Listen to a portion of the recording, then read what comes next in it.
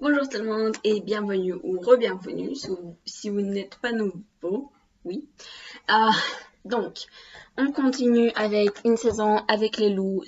On fait le chapitre 3. Le livre est écrit de Catherine Missonnier.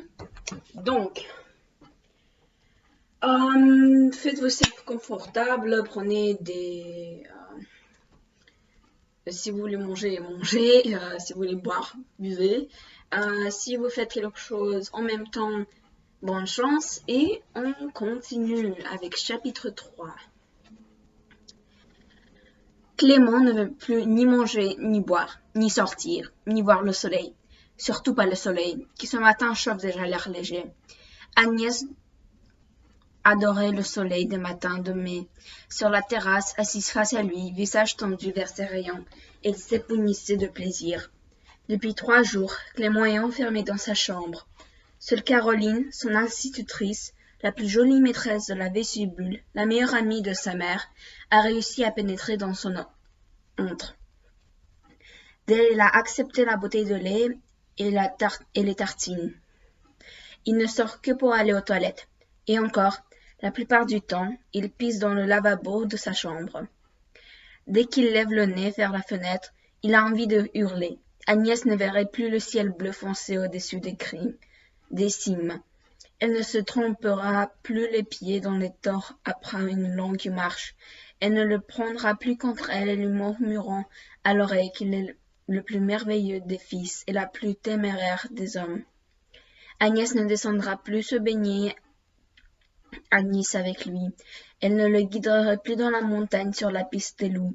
Agnès est morte, et c'est la faute de Jean-François qu'il crève, lui aussi, avec ses maudites des brebis et leurs putons de bandes plâtrées qu'il faut aller chercher le soir, sinon monsieur ne pourra pas les soigner, qu'il crève. Clément insiste, la voix de mamie Marie derrière la porte. C'est l'heure, tu viens avec nous?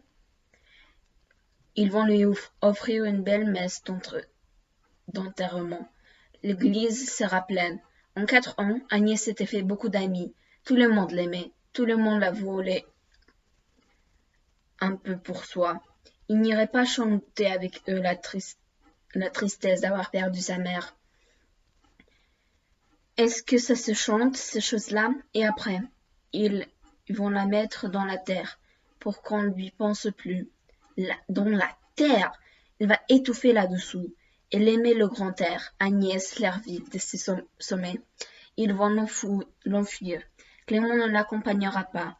Il ne sera pas complice de cette abomination. Laisse-le, maman. Inutile de le forcer. Un enterrement, c'est dur pour un gosse.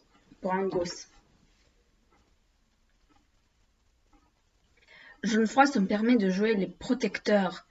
Quelle hypocrisie! La cloche de l'église sonne, lente, lugubre pour Agnès.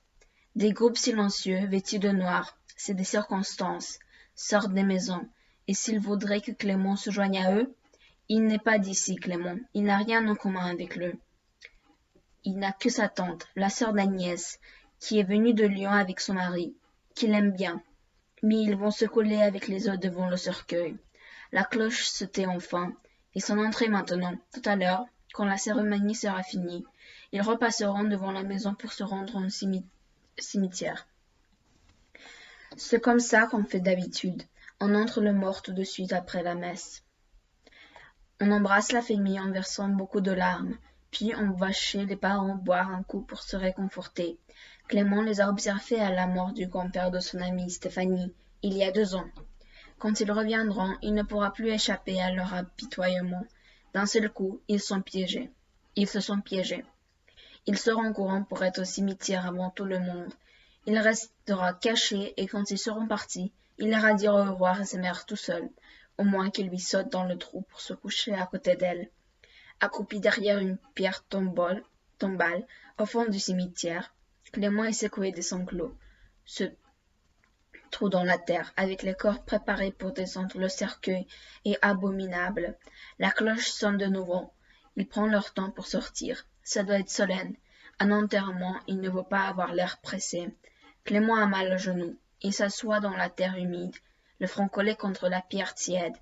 Le voilà, le corbillon en noir devant, à 3 à l'heure, comme un cheval au pas, et les autres à pied derrière. Jean-François en tête, raide, les épaules encore plus carrées que d'habitude, dans son costume de cérémonie, celui qui avait acheté pour le mariage. Clémence se ratatine derrière la tombe. Il ne veut pas qu'on le voie, mais il ne peut pas s'empêcher d'y regarder. Anouk, sa tante, et José, son mari, se sont placés à côté de Jean-François, puis Mamie Marie, Caroline et Marie-Jo, qui n'arrêtent pas de pleurer, et de 5 gardes du parc, en costume de ville.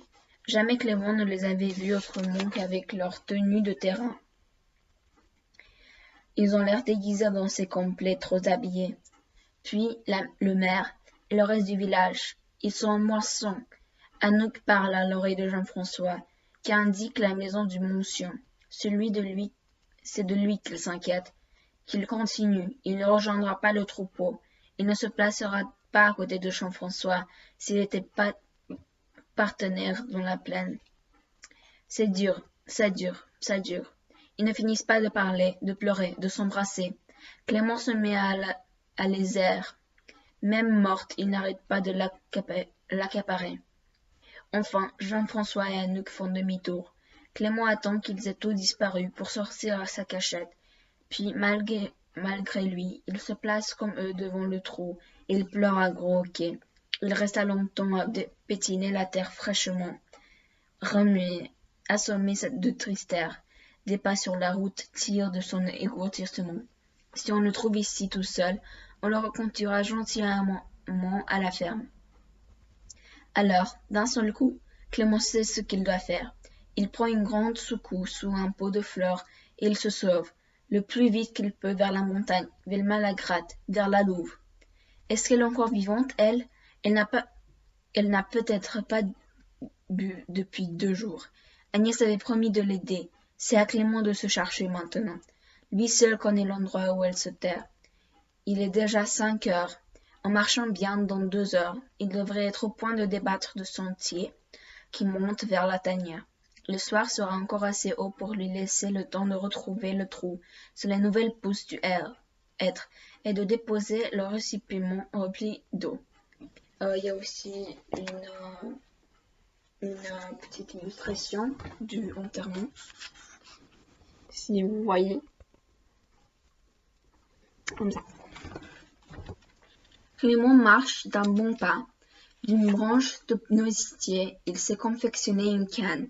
Agnès ne partait jamais sans canne. Chaque pierre, chaque détour du chemin lui rappelle une promenade avec sa mère. Mais au moins, il est seul sur la route et seul avec elle dans ses souvenirs. C'était leur balade préférée. Clément l'aimait d'autant plus qu'il aurait pu monter voir Jean-François, mais qu'il n'allait pas jusqu'au bout, le laisser seul là-haut dans ses pâturages. Eux rentraient ensemble à la ferme, se chauffer au coin de feu ou rêvasser sur la terrasse. Une demi-heure, il arrive à la chapelle Saint-Sauveur. Essoufflé. Il a bien marché. Agnès faisait toujours une petite halte à la hauteur de la chapelle, frontière, entre les environnements du village. Les pâturages proches où l'on emmène les bêtes pour les journées après l'englage. Et la forêt, plus loin, la nature devient inquiétante. Les cimes montent en plus de 1500 mètres. Les pentes de part et d'autre du chemin se raidissent et se couvrent de sapins serrés et sombres. Clément ne pénètre jamais dans la forêt sans appréhension. Ici, les hommes ne sont que des passages. À force de l'avoir parcouru avec Agnès, Clément se sent moins interrogé dans le vallon de Malagratte. Mais à mesure qu'il s'éloigne du village, ses craintes d'enfant de la ville reviennent insidieusement. Il lui faut plus qu'1 heure pour atteindre le pont de Loli, sans s'arrêter. Il n'avait jamais remarqué avant comme ces lieux étaient silencieux, malgré les animaux qui y vivent. Les seuls bruits aisément reconnaissables proviennent des cascades et des moteurs d'avions très haut dans le ciel. Les autres sont si furtifs qu'il est difficile de distinguer les frémissements d'une broche agitée par le vent. D'un pas discret dans le sous-bois, le soleil descend vite. Clément s'efforce de ne pas y prêter attention. De toute façon, il s'aimerait mieux seul ici qu'à la Bolène avec ces gens qui prendront des mines désolées pour lui parler. Il ne devrait pas être loin de son but maintenant. L'autre jour, ils avaient passé le vallon du Balvet et laissé la voiture un peu plus haut. Clément scrutait le versage boissé que l'ombre commence à recouvrir. Il était monté par là, il s'en souvient, ou juste un peu plus loin, il va retrouver le sentier. Mais il ne voit aucune piste entre les troncs. Tant pis, il aura au hasard. Il remplira d'abord son écuelle de fortune dans un ruisseau du Planchette, qui court de contrebas de la route, et s'efforçant de ne pas renverser l'eau en remontant. Ensuite, il grimpera jusqu'à ce qu'il retrouve le rocher, puis la trouée entre les sapins qui indiquent l'ancienne place du hêtre, où se trouve la tanière. Mais tous les rochers se ressemblent, et tout troué entre les sapins, il y en a partout. Clément monte, le soleil descend et l'eau se reverse. Au bout de 20 minutes de marche, il ne reste quasiment plus dans l'écuelle. Inutile de continuer. Il n'a plus rien à apporter, et il ne voit plus assez clair. Bientôt il sera plongé dans les ténèbres, et peut-être même dans les brouillards qui souvent tombent comme une échappe sur les sommets en fin de journée. Il faut qu'il redescende jusqu'au chemin pour rejoindre la grange de près, qui doit pas être très loin. En marchant vite, il devait l'atteindre avant la nuit. Il arrivera bientôt à forcer la porte pour s'y réfugier. L'automne dernier, Barnabé a estivé dans le coin. Il a peut-être laissé des allumettes et quelques provisions. Clément court presque sur le chemin empierré du fond de vallon. À mesure qu'il se rapproche du but, des bruits familiers se font de plus en plus nets. Tintements de cloches, aboiements et quelques bêlements en troupeau, dans un berger. « Y a quelqu'un » qui Clément en agitant le bras. De la lumière apparaît à la porte de la cabane. « Y a quelqu'un » Gare au patou, ordonne une voix rauqueuse. « Attends-moi là, je viens te chercher. » Clément s'arrête net. Il aurait dû y penser. Les patous se méfient de tout rôdeur, homme ou bête, qui leur semble menaçant. Élèves au cœur du troupeau, ils ont le sentiment d'en faire partie. À la moindre alerte, ils sont debout, babiniers, retroussés, prêts à défendre leur famille. Depuis le retour du loup, chaque troupeau a ses patous. « C'est toi, Barnabé ?» Le petit d'Agnès. « Qu'est-ce que tu fais là, mon bonhomme ?» Agnès s'arrêtait souvent au cours de ses randonnées d'observation pour prendre le café après avec Barnabé. C'est le plus ancien éleveur du village. Si vous ne savez pas ce qu'est un patou, les patons sont des gros chiens blancs de Pyrénées qui vivent avec les brebis et les défendent contre les attaques de loups, mais aussi de tout animal ou personne qui semble les menacer. Voilà. Il a commencé avec des vaches, comme ses parents, puis il a passé aux brebis quand c'est apparu plus payant. Lorsqu'il est d'humeur loquence, il peut en raconter long sur la vie dans les vallées, les pratiques d'autrefois, celles qui ont disparu et celles qui sont transformées. Pour Agnès, à l'affût de tout ce qui l'a aidé à mieux comprendre l'âme du pays de Jean-François, il était une précieuse source d'informations. Elle savait attendre le temps qu'il fallait et boire le nombre de cafés voulu pour qu'elle se mette à parler. « Je ne voulais pas assister à l'enterrement, » répond Clément buté. « Ça se comprend, » grommelle Barnabé après un long moment de silence. « Moi non plus. Je suis pas allé. C'est pas la messe qui compte, c'est le souvenir. » La voix du berger s'est comme enrouée. Au fil du temps, lui aussi s'est retrouvé seul. Il a d'abord perdu sa femme d'une sale maladie, puis sa fille est partie vers la vendeuse à Nice. C'était moins dur que d'aider son père à la ferme, et plus amusant sans doute. Il y a encore une illustration. Oh non, si vous voyez. Ok. Tu leur as dit à la Bolène que tu montais jusqu'ici, finit-il par demander. Ça le regarde pas, c'est pas ma famille. Ça empêche pas de s'inquiéter. Bon fou. Allez, viens, dit doucement Barnabé, en lui prenant par les épaules. Tu dois avoir faim après de ces chemins. Je vais une daube. Tu vas me la goûter. Les grands patous blancs rassurés viennent flair de nouveaux venus. On retourne se fondre dans le troupeau. Un feu de bois brûlait dans la petite cheminée de l'unique pièce de la cabane. Sur le camping-gaz, la doute mijote, ça sent bon. Le village et ses habitants sont loin, de l'autre côté de la forêt. Clément a bien envie de rester là. Tu vas pas leur téléphoner? S'alarme-t-il. Avec quoi? S'amuse Barnabé. J'ai pas le moyen de me payer un portable, moi. Avec ses sombres mimères, celles qui lui restent après les attaques de loups, certaines se demandent comment il vit. Pourtant, il a 20 ans, mais lui n'avait pas de réserve pour racheter des bêtes lorsque le loup est venu se servir de son troupeau, ni de patou pour le défendre. À l'époque, et quand sa fille est partie, il n'a plus eu personne pour l'aider. Dans la vallée, à voix haute, on le plaint. Mais à voix basse, on dit qu'il fera mieux de tout lâcher et d'accepter ce boulot d'employé de lavoir, que la mairie La Bolène lui propose. Barnabé n'a peut être ni 4x4 flambant neuf, ni téléphone portable. Mais il sait faire de bonnes cuisines. Clément gonfle une énorme portion de daube et de pâte, une cuillère après l'autre, presque sans respirer. Le berger le regarde de coin d'œil, en fumant sa cigarette. « Je te redescends » demande-t-il quand Clément a fini de sauter son assiette.